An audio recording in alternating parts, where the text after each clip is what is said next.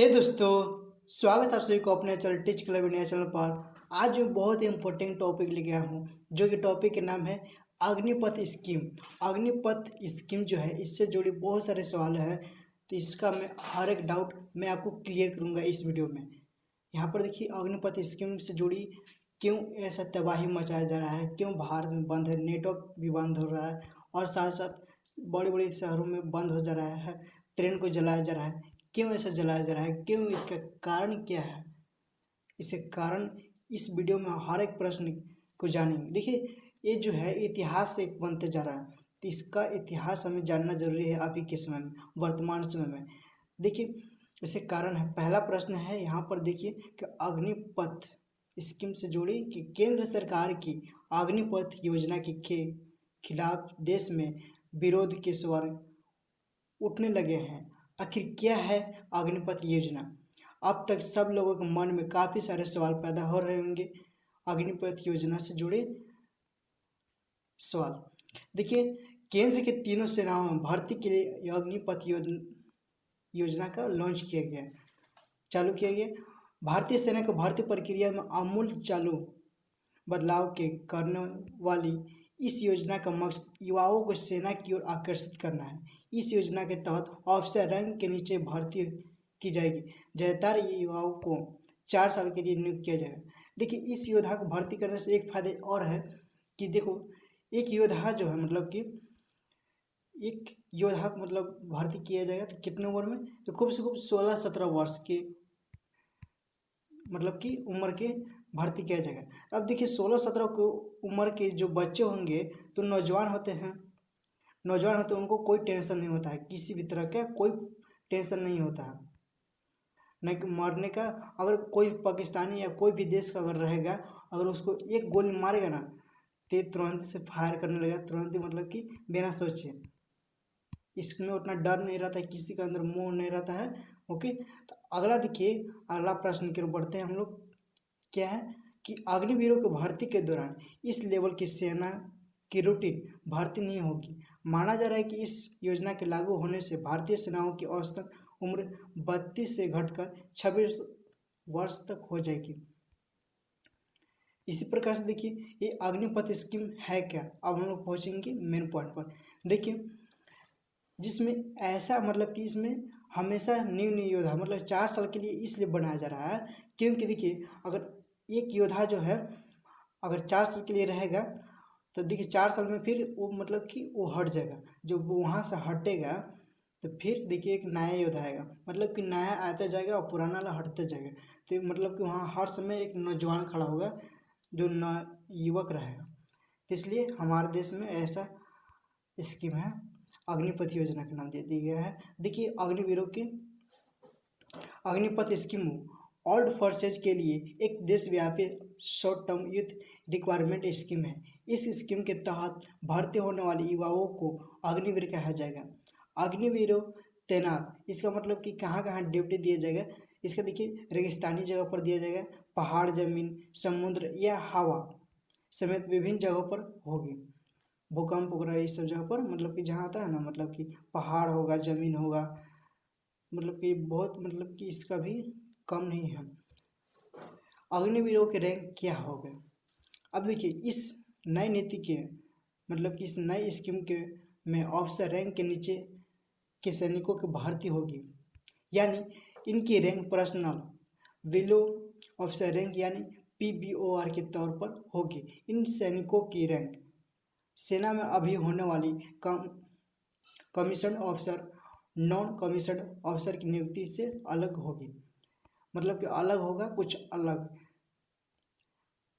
इसमें केवल रैंक के अनुसार इसमें भर्ती किया जाएगा। इस योजना के तहत साल में 2 बार रैली की जाएगी, मतलब कि जब भी इसमें भर्ती करना होगा तो बार बार मतलब कि रैली किया जाएगा 2 बार, साल में 2 बार, या तो फिर 6 महीना में 1 बार किया जाएगा, और या फिर मतलब 6 महीना पर या फिर किसी भी समय में मतलब कि 2 बार तो रैली करना ही होगा, और इसके अनुसार भर्ती लिया जाएगा। अब अगला प्रश्न देखते हैं कि इस साल कितने सैनिकों की भर्ती होगी। अग्निपथ योजना में कितने सैनिकों की भर्ती होगी, तो इस साल 46,000 अग्निवीरों की भर्ती होगी। लेकिन इस दौरान सेना के तीनों अंगों में इस स्तर की आर्मी भर्ती नहीं होगी। अगला देखिए, अग्निवीर बनने के लिए कितनी उम्र का होना आवश्यक है। तो अग्निवीर बनने के लिए 17.5 साल से 21 साल का होना चाहिए, मतलब कि 17 से 21 साल का होना चाहिए, मतलब 17.5, ये भी कह सकते हैं कि 18 से भी रहेगा तभी चलेगा। अग्निवीर बनने के लिए कितनी पढ़ाई चाहिए। देखिए, अग्निवीर बनने के लिए कम से कम 10वीं पास होना बहुत ज़रूरी है और ये बहुत ही आसान है। अगला देखिए, अग्निवीर कितने साल तक नौकरी करेंगे। तो अग्निवीर सिर्फ 4 साल से अधिक नहीं कर सकते हैं, अधिकतम है इसका, यानी अग्निवीर अधिकतम 25.5 साढ़े 25 साल तक उम्र तक कर सकते हैं। समान नागरिक बन जाएंगे फिर 25 साल के बाद, यानी सभी अग्निवीरों की नियुक्ति 4 साल के लिए होगी। इनमें से 25% अग्निवीरों को परमानेंट भर्ती के लिए चुना जाएगा। यह 15 साल के लिए होगा, मतलब कि देखिए इसमें से 25% लोगों को क्या परमानेंट चुना जाएगा और फिर इन्हें मतलब कि और भी ट्रेनिंग किया जाएगा, इनको ट्रेनिंग कराया जाएगा, जो भी नए नए भर्ती होंगे इसलिए रखा जाएगा।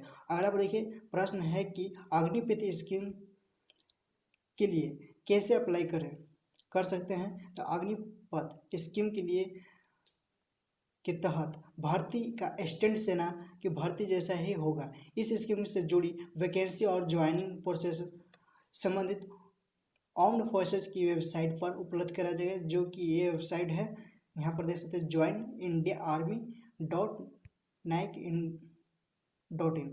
यहाँ पर देख सकते हैं 2-3 यहाँ पर दिया गया है, आप इस वेबसाइट के थ्रू अपना फॉर्म भर सकते हैं। अगला देखिए कि सिलेक्शन के बाद क्या होगा।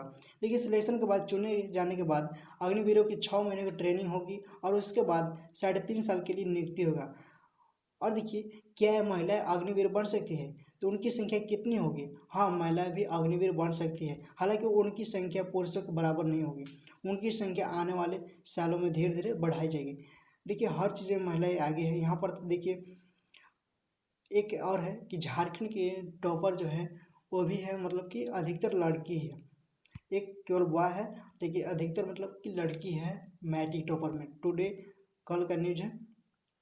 अगला है कि देखिए, हर साल कितने सैनिकों की भर्ती होगी। देखिए, हर साल नए स्कीम के तहत हर साल 40 से 50 हज़ार सैनिकों की भर्ती होगी। अगला प्रश्न पर देखते हैं, अग्निवीरों को कितनी सैलरी दिया जाएगा। तो अग्निवीरों को शुरुआत में 30,000 रुपये महीना मिलेंगे, चौथे साल में यह बढ़कर 40,000 रुपये महीने हो जाएंगे। वैसे शुरुआत में इनका कुल सालाना पैकेज 4.76 लाख रुपए होगा और चौथे साल में 6.92 लाख रुपए का सालाना हो जाएगा। इसमें से 30% पैसा एक फंड में जमा होता रहेगा। सरकार हर महीने अपनी तरफ से इसके बराबर पैसा फंड में डालती रहेगी। ये एक तरह का प्रोवाइडेड फंड है, जो रिटायरमेंट के समय अग्निवीरों को 11.7 लाख रुपए मिलेंगे। यहाँ तक देख सकते हैं। अगला प्रश्न पर देखते हैं कि अग्निवीरों की कितनी लंबी ट्रेनिंग होगी। तो अग्निवीरों की ट्रेनिंग नियमित ऑल फोर्सेज सैनिकों की तरह ही होगी, जिसमें कड़ी मिलिट्री ट्रेनिंग शामिल होगी। हालांकि इनके ट्रेनिंग की अवधि कम होगी। आम सैनिकों को 11 महीने की ट्रेनिंग दी जाती है, जबकि अग्निवीरों सैनिकों की ट्रेनिंग 6 महीने की जाएगी। इनके ट्रेनिंग स्टैंडर्ड को ऑल फोर्सेज में सीनियर ऑफिसर मॉनिटर करेंगे, मतलब कि सीनियर ऑफिसर जो होते हैं ना फोर्सेज के, तो वही इनको ट्रेनिंग कराएंगे। अब देखिए, अगला प्रश्न है कि कब से शुरू होगी योजना। ये योजना 14 जून से लॉन्च होगी और इसलिए भर्ती की जाएगी, मतलब प्रतिक्रिया 90 डे में की जाएगी, 90 दिनों के अंदर किया जाएगा। देख सकते हैं 14 जून आज हो गया है आपका 22 हो गया है, 22 तारीख है, 22 जून है, तो आप देख सकते हैं कुछ दिन पहले से स्टार्ट हो गया। अब देखिए, लेकिन इसका आंदोलन भी चल रहा है। अभी देखिए क्या होता है। 4 साल के पीरियड के बाद अग्निवीरों को क्या मिलेगा। तो देखिए, जिन 75% सैनिकों को 4 साल की सेवा के बाद रिटायर कर दिया जाएगा, उन्हें सेवानिधि पैकेज के तहत 11.71 लाख रुपए की एक मुश्त रकम दी जाएगी, जो कि टैक्स फ्री होगी, मतलब कुछ में टैक्स नहीं लिया जाएगा। और देखिए, कितना लाइफ इंश्योरेंस कवर मिलेगा। अग्निवीर सैनिकों को 4 वर्षों के दौरान 48 लाख रुपये का लाइफ इंश्योरेंस कवर मिलेगा। शहीद होने की दशा में क्या होगा? अगर वहाँ पर सैनिक अगर शहीद हो जाता है हमारे देश का अग्निवीर में, जैसे कि 4 साल का रहता है लेकिन बीच में ही कोई मतलब 1-2 साल में युद्ध के दौरान मर जाता है, तो उसको फिर शहीद होने के बाद क्या होगा? देखिए अग्निवीर, किसी अग्निवीर सैनिक के शहीद होने पर उसे 1 करोड़ रुपए का कवर मिलेगा, साथ ही उसकी बची हुई सर्विस की सैलरी भी मिलेगी। मतलब कि अगर वो मर जाता है तो उसको 1 करोड़ रुपये मिलेगा और जितना भी पैसा बचेगा सालाना उसको जोड़ डाल कर सब दिया जाएगा। अगला देखिए प्रश्न है कि क्या सेना में अग्निवीरों की अलग से रेजिमेंट होगी?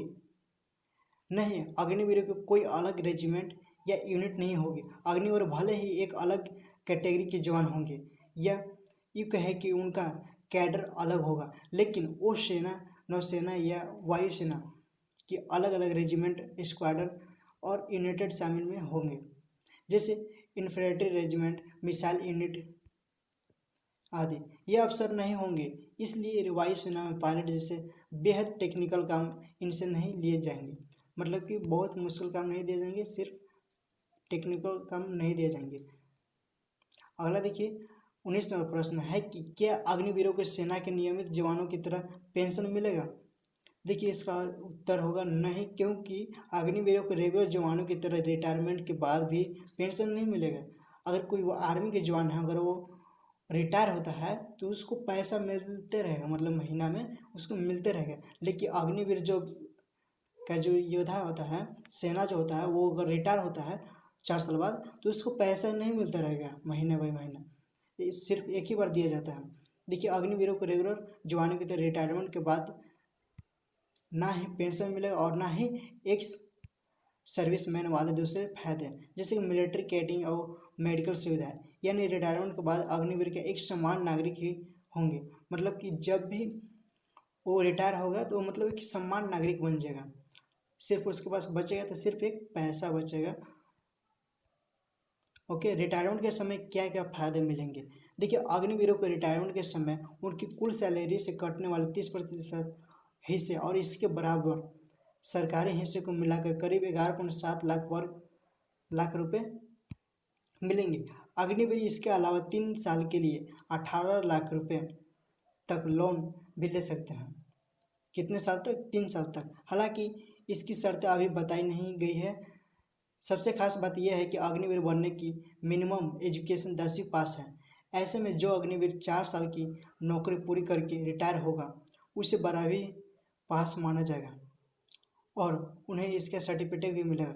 मतलब कि जो अगर 10वीं पास अगर इसमें भर्ती हो गया, अगर रिटायर होता है तो उसको भी 12वीं का रिजल्ट दे दिया जाएगा और उसको 12वीं का दर्जा मतलब दे दी जाएगा, वो मतलब 12वीं पास हो के 12वीं क्लास IAC ओवर।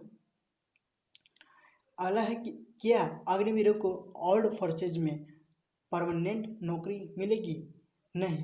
देखिए केवल 25% अग्निवीरों को ही सेना में अस्थायी नियुक्ति दी जाएगी। ये उनके मेरिट और परफॉर्मेंस के आधार पर तय की जाएगी। बहुत अच्छा जो परफॉर्मेंस करेगा, बहुत अच्छा मतलब मेहनत करेगा, उसको दिया जाएगा।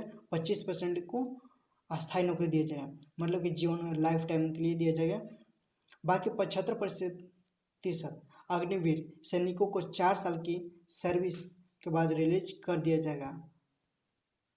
देख सकते हैं 4 साल की अग्निपथ योजना के बाद सेना में परमानेंट सर्विस के लिए जोड़ने वाले सैनिकों के उन 4 वर्षों की नहीं गिना जाएगा। सेना को इससे क्या फ़ायदा होने वाला है? देखिए सेना को इससे क्या फ़ायदा होने वाला है कि देखिए रक्षा मंत्रालय का कहना है कि इससे 2030 तक हमारी सेना की औसत उम्र 32 से घटकर 24 से 26 साल हो जाएगी।